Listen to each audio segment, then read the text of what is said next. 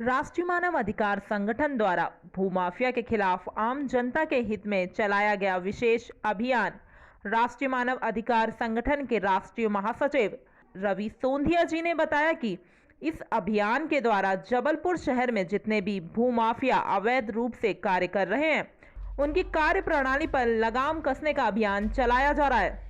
इसका प्रमुख कारण यह है कि जहां पर भी भूमाफिया सरकारी जमीन को जमीन बताकर आम जनता को बेच रहे हैं, जिसकी जानकारी आम जनता को नहीं होती है और वह विश्वास पर इन भूमाफियाओं से जमीन खरीदकर अपने घर का निर्माण कार्य कराते हैं, परंतु कुछ ही दिनों में प्रशासनिक कार्यवाही उनके घरों पर बुलडोजर भी चला जाता है, जिसके कारण आम जनता पैसे और घर से बेघर हो जाते हैं। इस अभियान के चलते केवल और केवल वही व्यक्ति कार्य करेगा जो सरकार से परमिट वाली जमीन को ही बेच सकेंगे, जिसके कारण आम जनता घर से बेघर नहीं होगी और किसी भी प्रकार की धोखाधड़ी से बचेगी।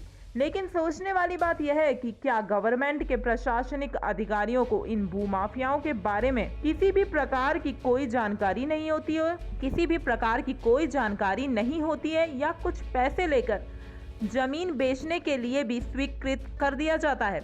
यह सोचने वाला मुद्दा है। अब देखते हैं कि राष्ट्रीय मानव अधिकार संगठन के द्वारा चलाई जा रही इस मुहिम में कितने अधिकारी, कितने भूमाफियाओं के साथ कार्यवाही की जाएगी। जबलपुर से स्टेट हेड वीरेंद्र सिंह की रिपोर्ट। जी नमस्कार, मैं एडवोकेट रवि सोंधिया, राष्ट्रीय मानवाधिकार राष्ट्रीय महासचिव। आज इस प्रेस कॉन्फ्रेंस रखने का मूल कारण ये है कि हमारे मानवाधिकार संगठन द्वारा एक अभियान चलाया जाता है। हमें लगातार और भी शिकायतें प्राप्त हो रही हैं, लेकिन मूल रूप से शिकायतें प्राप्त हो रही हैं जो भूमाफियों के आतंक। लगातार भूमाफियों का आतंक बढ़ता जा रहा है, जिसके तहत आदिवासियों की भूमि पे दबंगों और आदिवासियों की भूमि पे कब्जा किया जा रहा है।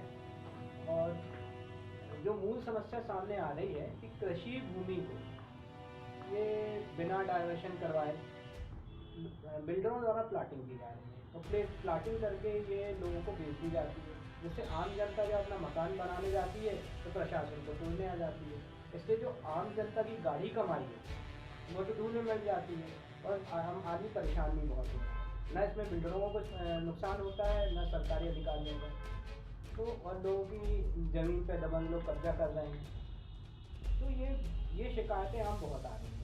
इसलिए हमारे मानवाधिकार की मीटिंग में फैसला हुआ है कि अब भूमाफियों के शिकंजा कसने के लिए हम लोग के अभियान चलाया जा रहा है। मानवाधिकार द्वारा जो पीड़ित व्यक्ति है उसको कैसे सहायता दी जाएगी? हमारे पास जो व्यक्ति आएगा अपनी समस्याओं को लेकर, हमारे द्वारा संस्था द्वारा पहले उसका निरीक्षण किया जाएगा कि भाई वो कितना सच बोल रहा है। अगर उसकी बातों में वाकई सच्चाई है तो उसके द्वारा हम जो पक्षकार है उसको नोटिस द्वारा उसको भी बुलाया जाएगा कि वो अपनी सफाई पेश करें।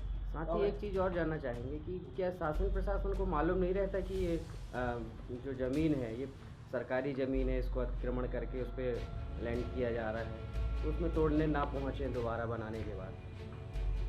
देखिए पत्रकार महोदय, ये इसकी जानकारी अब मालूम रहता है कि नहीं रहता है, ये जो संबंधित अधिकारी हैं वो आपको ज़्यादा अच्छे से बताएंगे। इसके बारे में मैं कुछ टिप्पणी नहीं कर सकता। ये बताइए कि संबंधित अधिकारियों को इन मामलों की जानकारी होने के बाद भी कार्रवाई बाद में की जाती है तोड़ने की। कहीं का भी आवासी जो नॉर्मली व्यक्ति रह रहा है उस जगह को तोड़ने की कार्रवाई की जाती है, तो इसमें क्या अधिकारियों का भी लिप्त रहते हैं? इसमें कुछ पैसे देके या कुछ जानकारी है इसकी आपको? आपने बहुत अच्छा प्रश्न किया वीरेंद्र जी।